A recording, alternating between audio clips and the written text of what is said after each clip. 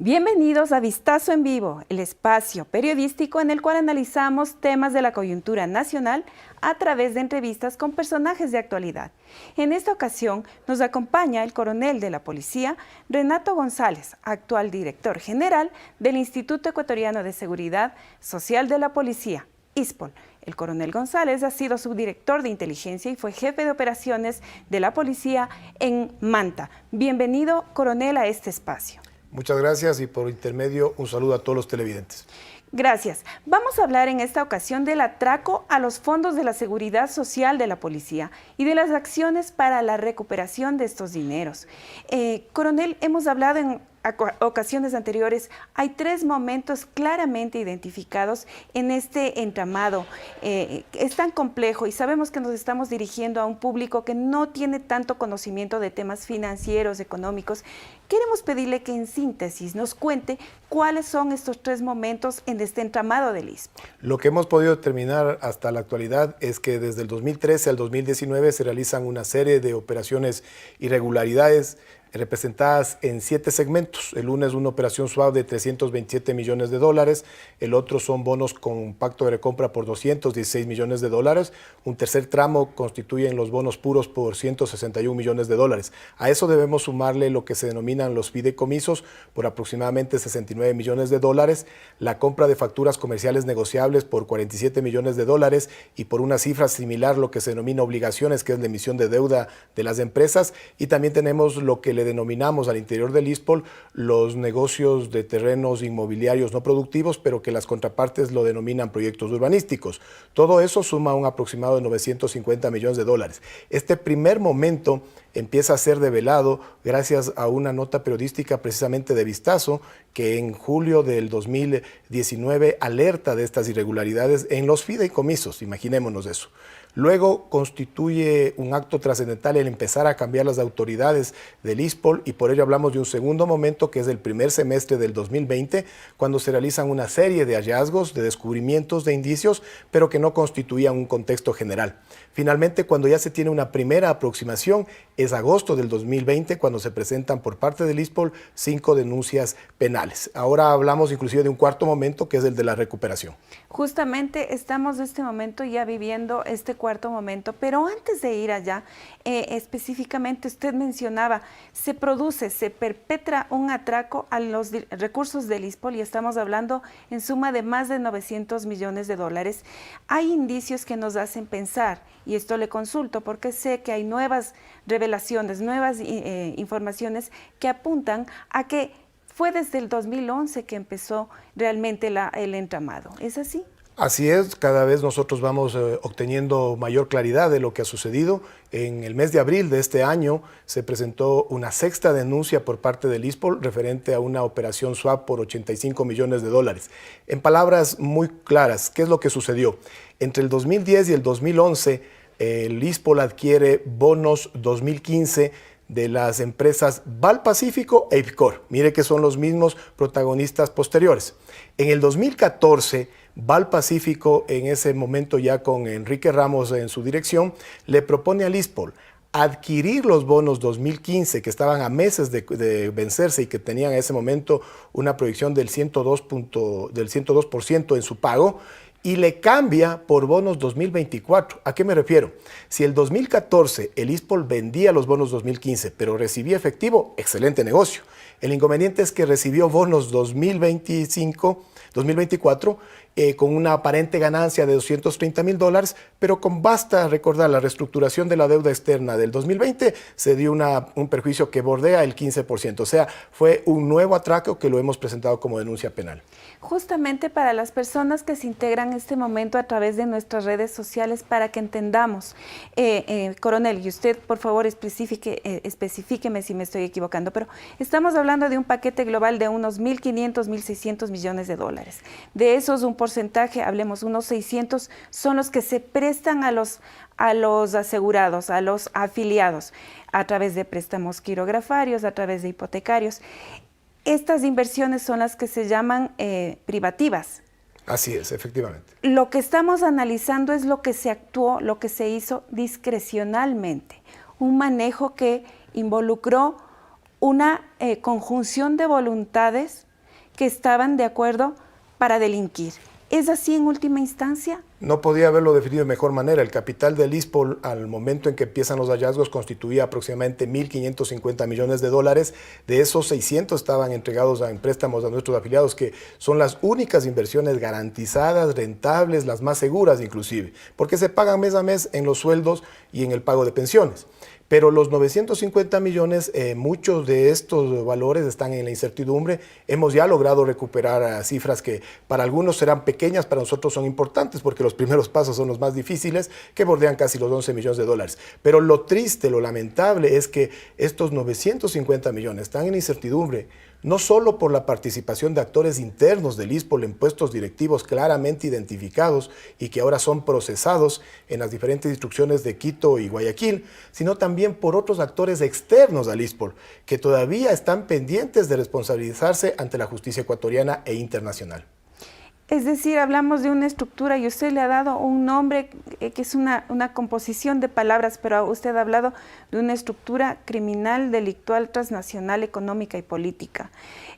¿Por qué es esta denominación, si usted quiere, tan dura? Yo la puedo definir palabra por palabra. Nosotros le hemos llamado crimen organizado político, y el factor político lo ponemos en el centro a propósito, económico transnacional, en virtud de que, como vemos, hay una estructura perfectamente coordinada, no solamente por actores internos del ISPOL, sino la participación del Depósito Centralizado de Valores y Compensación de Cebale, de la Bolsa de Valores de Guayaquil, en su momento del Banco Central del Ecuador, que por ejemplo la operación de 327 millones de la operación SWAP la registró de manera manual en enero del 2016, algo impresentable en esta época digital. Pero súmele a ello el rol laxo, para mi modo de ver inclusive cómplice, de la Superintendencia de Bancos y de la Superintendencia de Compañías, Valores y Seguros, no se diga de la Contraloría General del Estado. Pero además, si en esta trama del ISPOL encontramos a dos actores internacionales fundamentales, al Citibank y a la Fish Corporation, tenemos todos los componentes de crimen organizado, político, económico, transnacional. Muchos nos dirán, ¿y dónde está el factor político? Bueno, si no entendemos de que muchas, por no decirlas todas, las acciones que acabo de narrar tenían conocimiento claro de las calles García Moreno y Benalcázar, y además hasta la actualidad tienen la complacencia de poderes políticos ecuatorianos e internacionales, quiere decir que no comprendemos cómo actúa un sistema político.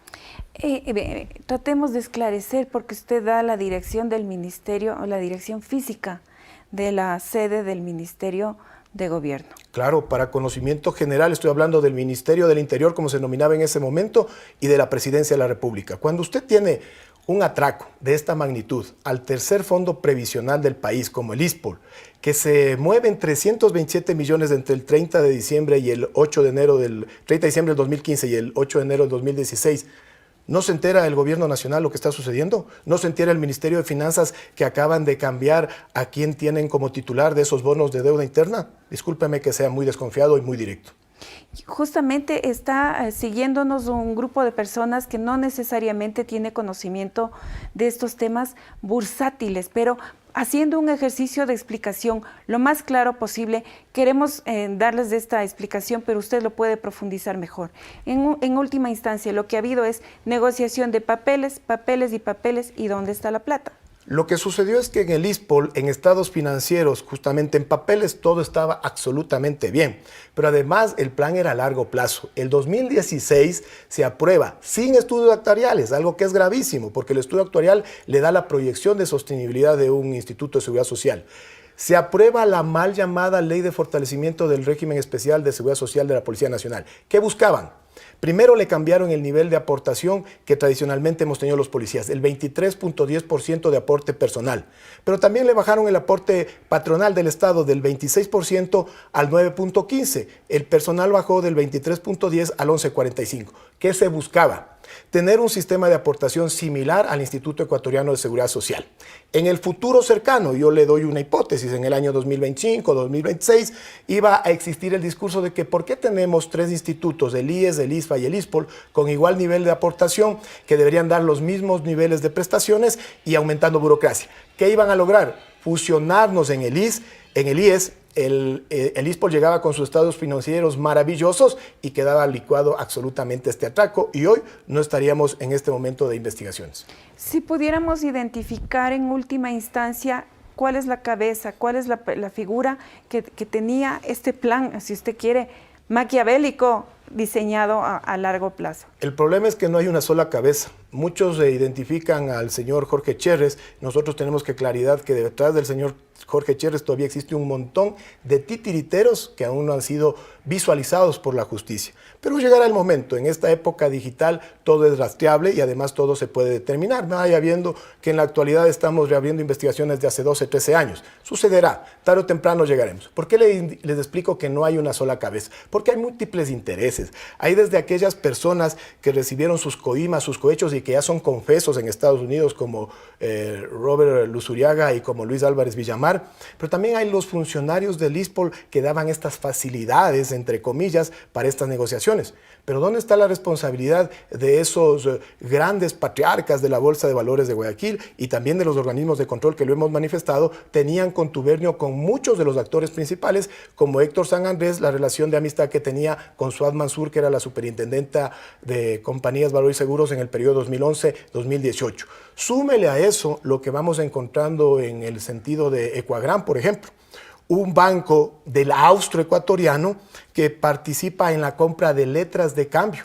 Me podrán decir que eso es muy legal, pero es ilegítimo, porque adquirir esas letras de cambio y luego querer ponerse en primera línea de cobro por sobre la seguridad social policial deja mucho que desear de esos poderes económicos ecuatorianos. Como notará, hay diferentes aristas, diferentes intereses, pero todos bajo un ente común que es beneficiarse de los dineros de la seguridad social policial.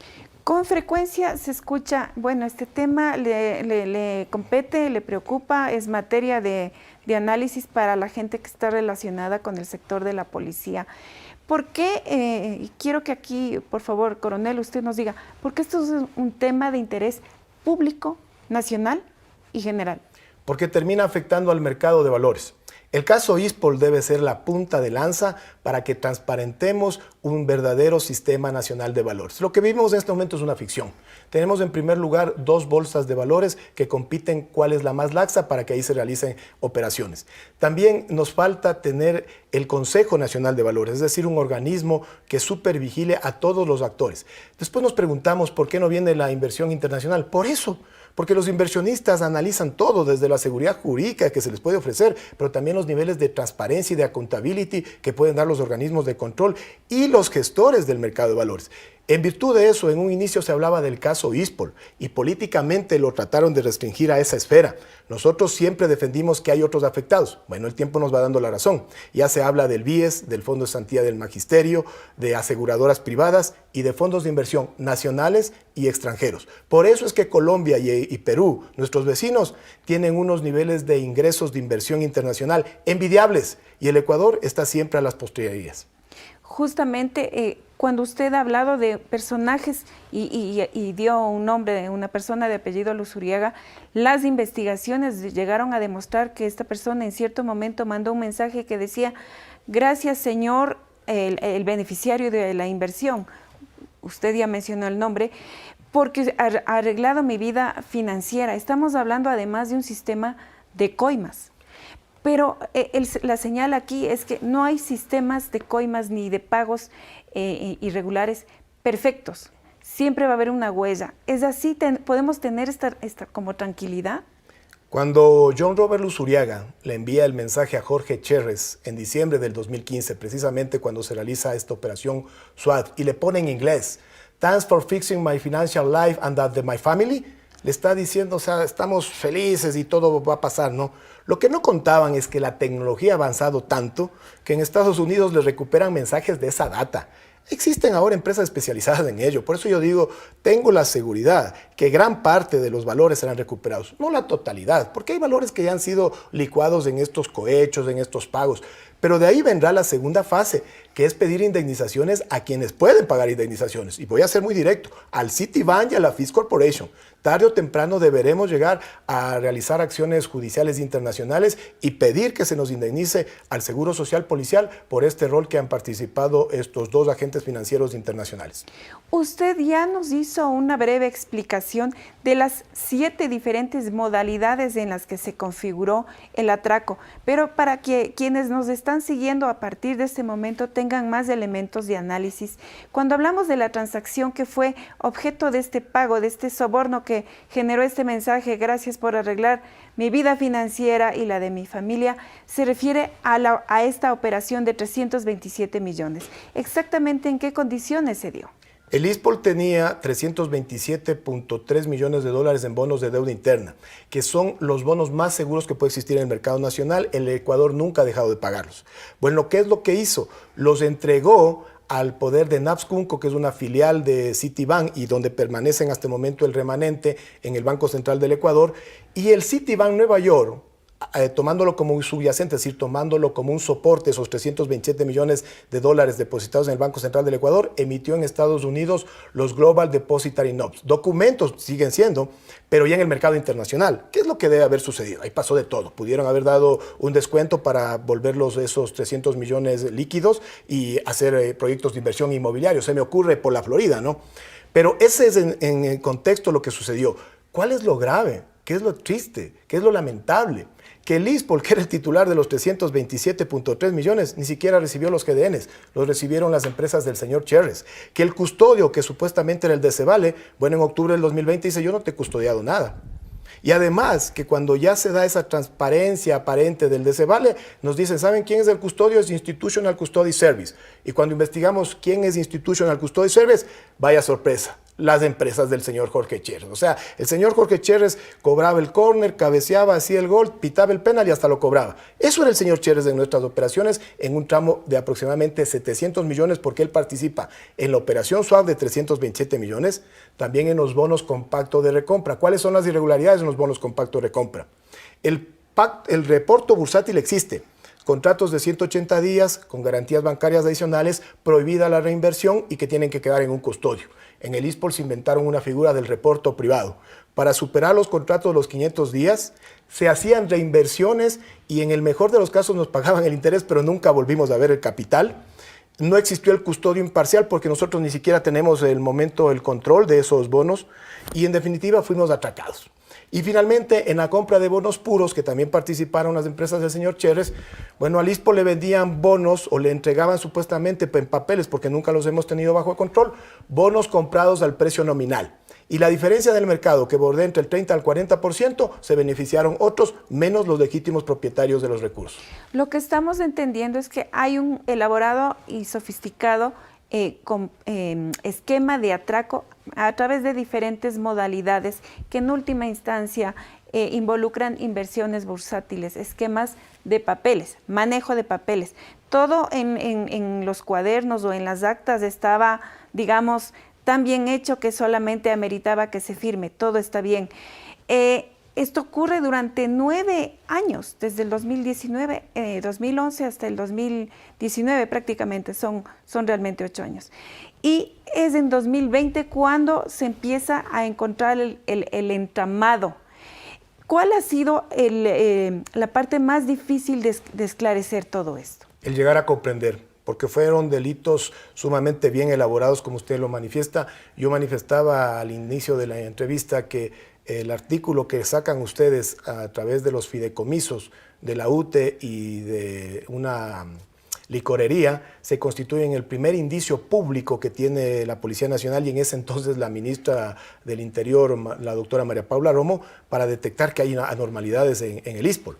Pero cuando se deciden los cambios de las principales autoridades, sale en primera instancia el director general, David Iván Proaño Silva, no así los otros directores que continúan. Y ahí viene la presencia del señor general en servicio pasivo, mi general Jorge Villarroel Merino, como nuevo director que permanece casi 5 meses en este nido de serpientes. Realmente cuando salen estos directores es que empiezan a darse los hallazgos, pero eran situaciones muy incomprensibles. O sea, habían al principio anormalidades, inusualidades, irregularidades, pero que no constituían fácil comprensión. Por eso es que nos tomó casi 8 meses llegar a la comprensión del atraco. Cuando ya se tiene una clara expresión de lo que sucedió, se van sumando ya los diferentes brazos. Es mucho más sencillo comprender lo que pasó luego. Para que quienes se integran en este momento a esta transmisión por las redes sociales de Vistazo comprendan, A mediados de 2019, Revista Vistazo publica un reportaje de inversiones irregulares sobre un tema de fideicomisos, y esto al fin y al cabo es una gota en este mar tan grande de irregularidades, y sin embargo entiendo el directorio del ISPOL, el director del ISPOL de esa época, el general Proaño, obtuvo y dispuso una cantidad muy alta de dinero que le autoricen para iniciar acciones legales contra la prensa que le había puesto en entredicho. No solo eso, son avesados. Sabían lo que hicieron, tenían el informe de la Superintendencia de Bancos que les disponía que los fideicomisos más se asemejan a préstamos que a inversiones y que desinviertan. Fueron osados, le plantearon una acción de protección a la Superintendencia de Bancos, al organismo de control. Y claro, con ustedes, ¿qué es lo que hicieron? Sorprendieron al Consejo Directivo y gestionaron la dotación de un presupuesto de $100,000 para enjuiciar a la revista Vistazo. Pero además emitieron ese mensaje, porque lo que intentaban es intimidar, decirle a la prensa, cierren la boca.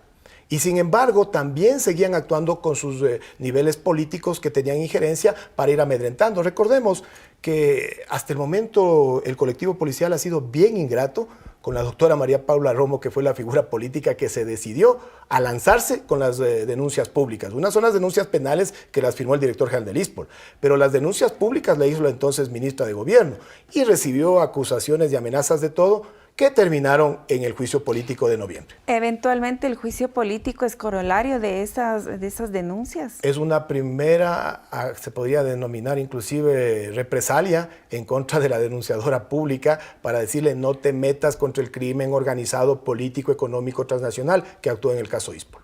Lo curioso, lo paradójico, entre enero y julio de 2020, y estamos hablando de los momentos más duros de la pandemia y de la crisis sanitaria, es cuando se empiezan a desenredar estos hilos, estos enredos, vamos a decir. Se empieza el ovillo a desentrañar. ¿Todo ya ha salido a la luz o todavía hay cosas por mirar? Debe haber mucho más. Nosotros no podemos garantizar que se ha transparentado todo porque, en primer lugar, en el ISPOL existió un gobierno corporativo muy débil. Existe todavía. Recién estamos tratando, con apoyo de la CAF, Banco Latinoamericano de Desarrollo, diseñar un gobierno corporativo donde las decisiones sean más democráticas y existan los verdaderos controles horizontales y verticales. En ese tiempo, las decisiones eran unilaterales. Si usted tiene a un director general que era parte de la Comisión de Inversiones, de la Comisión de Riesgos, a su vez era director general, y secretario con voz pero sin voto del Consejo Directivo, tiene una figura central.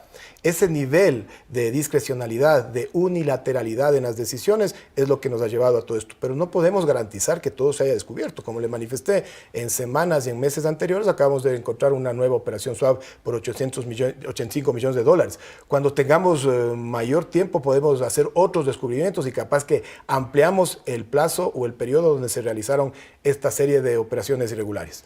Por el momento, las acciones judiciales y penales para perseguir a los responsables de los delitos han involucrado a un estimado de unas 30 personas. ¿Es así? Sí, procesados están alrededor de 30 personas en el Ecuador. Recordemos que también hay una investigación internacional. En el país existen casi 15 procesos investigativos. De ellos, 6 ya están en la etapa procesal de instrucción fiscal, 5 en Guayaquil y 1 aquí en Quito. Y si sumamos todos los que han sido ya vinculados a estas instrucciones fiscales, superan las 30 personas. De hecho, el viernes en Guayaquil existen 2 audiencias de vinculación a las instrucciones fiscales que se adelantan allá. Más allá de los procesos que se están desarrollando en la Florida. Así es, en la Florida es otra investigación por lavado de activos, porque recordemos que lo que sucedió en el ISPOL son delitos financieros previos al lavado de activos. Estados Unidos lo que está investigando ya es el uso de esos recursos ilícitos que fueron obtenidos. Ahí se van encontrando personas que se han constituido empresas en Florida, se han comprado bienes de inmuebles en ese país. No solamente en la Florida, hay algunos flujos de dinero que salieron del Ecuador, del ISPOL me refiero, pasaron por Panamá, se dieron una vuelta por Uruguay y regresaron a Guayaquil y están en proyectos inmobiliarios. Coronel, ¿qué pasa con la recuperación de más de 900 millones de dólares? Es un camino largo y tortuoso, pero que hay que caminar. Muchos nos critican porque dicen que en 3 meses no hemos hecho mucho. Bueno, para nosotros recuperar 11 millones es bastante, porque además los primeros pasos son los más importantes. Claro que hay bastante por hacer y de hecho así corresponde. Sin embargo, también hay que ser conscientes de cuáles son las obligaciones de una institución pública como el ISPOL. Estamos ya por concluir la contratación de un consorcio nacional de prestigio y en cuanto a la defensa internacional a través de la Procuraduría, también en las próximas semanas esperamos concretar ya nuestra representación internacional. Realmente quisiéramos ser mucho más ágiles, pero ustedes saben todas las limitaciones de la ley de contratación pública y además nosotros ahora tenemos que ser más cuidadosos. Nos equivocamos medio centímetro y tenemos a los organismos de control sobre nosotros. Hace pocas semanas acabo yo de remitir una carta a la Superintendencia de Bancos porque resulta inexplicable. El director general, que lleva 3 meses, recibe constantemente cada 15 días documentos que se convierten ya hasta en acosadores del ente de control, del Intendente Nacional de Seguridad Social, donde nos insiste en la entrega de estados financieros, todo. O sea, si no se han desayunado, llegaron un poquito tarde, ¿no? Las irregularidades ya se cometieron. Nosotros estamos tratando de poner la casa en orden. Cuando asumí en mayo de este año, los estados financieros estaban a la fecha entregados a diciembre. Hemos procurado igualarnos y ahora tenemos solamente 2 meses de retraso. Pero que estén constantemente sobre nosotros, presionándonos, como le digo yo, hasta acosándonos, sí fastidia. Porque cuando tenían que haber cumplido un rol de supervisión y de control, no lo hicieron. A manera institucional estoy hablando, no como administraciones. Y eso pasó lo mismo con la Contraloría General del Estado, lo mismo con la Superintendencia de Compañías, Valores y Seguros. Entonces, sí resulta un poco tenaz, malestar inclusive genera en este personero en particular, que los organismos de control que deberían ser un apoyo para resurgirle al ISPOL, muchas de las veces tengan esta actitud, ahora sí quieren lavarse las manos como Poncio Pilato y decir, ahora estamos controlando, poquito tarde. ¿Cuál es el estudio jurídico que va a ser el apoyo para la recuperación de los dineros? Bueno, hemos hecho nosotros un proceso de régimen especial. Como le explicaba, estamos por terminar. Preferiría que concluyamos este proceso y le comunicaría de manera pública, inclusive con un comunicado. Estamos a días de contratarlos. ¿Cuán cierto es que están cobrando 150 millones de dólares por estas gestiones de recuperación y cobro? Esa es otra de las herramientas que utilizan estos poderes económicos y criminales que están detrás del atraco del ISPOL. ¿Cuál es la desinformación? En una entrevista en un medio de circulación nacional, yo manifesté que la recuperación internacional bordea valores del 20 al 30%. Ante la pregunta del periodista que me dijo, ¿cuánto más o menos estimaría usted que se requiera? Yo le respondí aproximadamente unos 150 millones de dólares. No tenemos esa cantidad en este momento. Es más, yo no puedo dar una certificación presupuestaria por ese valor. Pero si ahora es delito decir la verdad y decirles, miren, nos atracaron y de los atracos más o menos 500 millones de dólares calculamos que están en el exterior y eso nos costará en un momento determinado 1/3, es decir, 150 millones de dólares, yo no le veo el problema. Pero inmediatamente comienza una ola de desinformación que los tenemos claramente identificados. Son los ex-SENAIN, se los digo de frente, son los ex-SENAIN que tienen esta capacidad de desinformar, de manipular, de tergiversar. Toman un segmento de la entrevista, les mandan a nuestros compañeros policías de servicio pasivo fundamentalmente y desinforman. Y manifiestan que es un atraco terrible el que está firmándose en el ISPOL porque los abogados van a cobrar 150 millones. Oiga, pueden cobrar 300, ¿pero qué prefieren? ¿Que no recuperemos nada? Pues si es así, nos avisan y no firmamos ningún contrato. El daño ya fue hecho. Ahora lo que estamos es tratando de recuperar y eso no va a ser gratuito.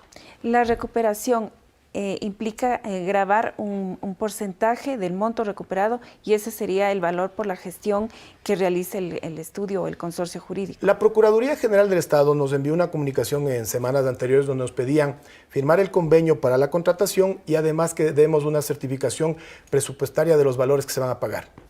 Tenemos lista la respuesta para que sea conocido por el Consejo Directivo en el sentido que le estamos indicando. En primer lugar, no tengo yo una partida presupuestaria de esa magnitud. ¿Qué institución pública puede prever eso, no?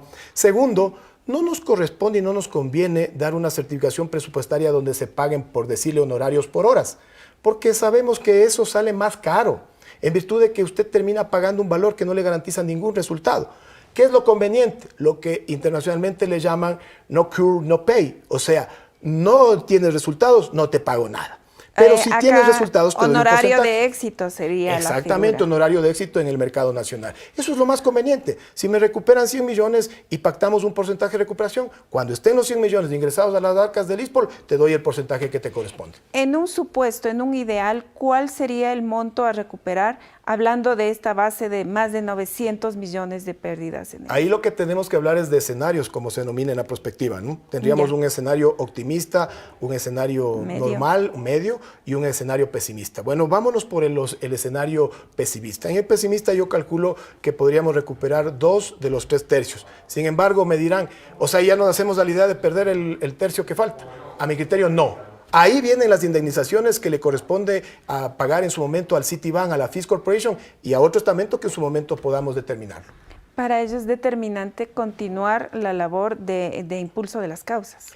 Eso también es otro de los factores que no se termina de comprender. En la desesperación, porque esto es una desesperación también que cunde, ¿no?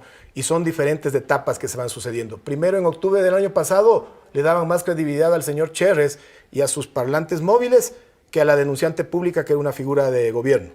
Luego ya se terminó asimilando porque era como que superaron la etapa de la negación y entendieron que sí nos atracaron. Ahora ya se sabe y todos aseguran que nos atracaron. Después reclamaban nombres. Una de las personas que ha dado nombres y apellidos de los atracadores he sido yo. Ahora ya no reclaman que nos atracaron y nombres, sino ahora exigen recuperación.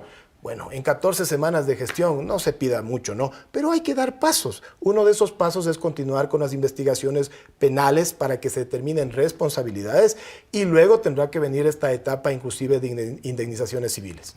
Para las personas que nos están siguiendo desde este momento, ya estamos arribando al cierre de esta entrevista, pero para tener claro cuál es el universo de afectación del problema en el ISPOL.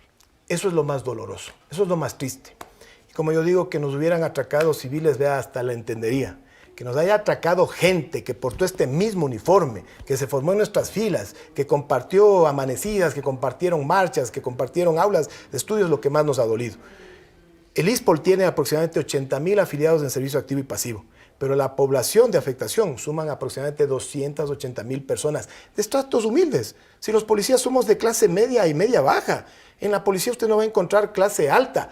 Bueno, lastimosamente hay gente que confundió su norte en años pasados y ahora son grandes empresarios y nosotros nos regresamos a ver y decimos en qué parte nos quedamos dormidos porque ganaban el mismo sueldo que nosotros. Eso es lo que hay que investigar todavía. Eso es lo que nos falta transparentarnos inclusive como país. ¿Cómo recuperar lo robado? Que mucho de eso está en manos privadas. La institución necesita un baño de verdad y el país necesita un baño de verdad. Agradecemos al coronel Renato González que nos ha acompañado en este vistazo en vivo en la emisión de esta tarde. Esperamos que haya sido de su interés el tema que hemos analizado junto a nuestro invitado de hoy y les esperamos en una nueva jornada próximamente. Gracias. Gracias a ustedes también.